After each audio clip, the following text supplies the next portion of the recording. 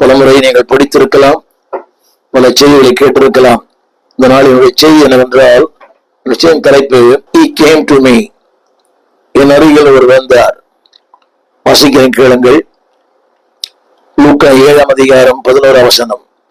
மறுநாளிலே அவர் நாயின் என்னும் ஊருக்கு போனார்.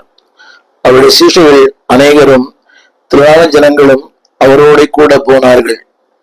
அவர் ஊரின் வாசலுக்கு சமீபித்த போது மரித்து போன ஒருவனை அடக்கம் பண்ணும்படிக்கு கொண்டு வந்தார்கள். அவன் தன் தாய்க்கு ஒரே மகனாயிருந்தான். அவளோ கைம்பெண்ணாயிருந்தாள். ஊராரில் வெகு ஜனங்கள் அவளோடு கூட வந்தார்கள். கர்த்தர் அவளை பார்த்து அவள் மேல் மனதுருகி அழாதே என்று சொல்லி கிட்ட வந்து பாடையை தொட்டார். அதை சுமந்தவர்கள் நின்றார்கள். அப்பொழுது அவர், வாலிபனே, எழுந்திரு என்று உனக்கு சொல்லுகிறேன் என்றார். மரித்தவன் எழுந்து உட்கார்ந்து பேசத் தொடங்கினான். அவனை அவன் தாயினிடத்துல ஒப்புவித்தார். இது நீங்கள் பலமுறை படித்த ஒரு வசனம்தான். என்னுடைய கருப்பொருள் என்னவென்றால், He came the time of death. மரணத்தின் அந்த பிடியில, மரண தருவாயிலே அவர் வந்தார். மரணத்துக்குள் இருந்த மனிதனை மரண வீட்டிற்கு வந்தார். கிட்ட வந்து, அதுதான் என்னுடைய தலைப்பு. He came near unto me. He came the time of death. இரண்டாவது, He came in the time of desperation.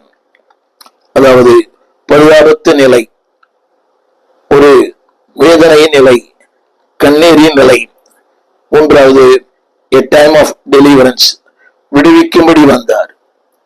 திரையில் பாருங்கள், டைம் ஆஃப் டெத், மரணத்தின் நேரம். ஊருடைய வாழ்க்கையிலேயும் பல நேரங்களிலே சொல்லக்கூடிய, சொல்லக்கூடாத, அறிக்கை பண்ணக்கூடிய, அறிக்கை பண்ண முடியாது, எல்லாருடைய வாழ்க்கையிலேயும் மன அழுத்தங்கள் உண்டு. டைம் ஆஃப் டெத், நான் மரணத்தை பற்றி சொல்லவில்லை.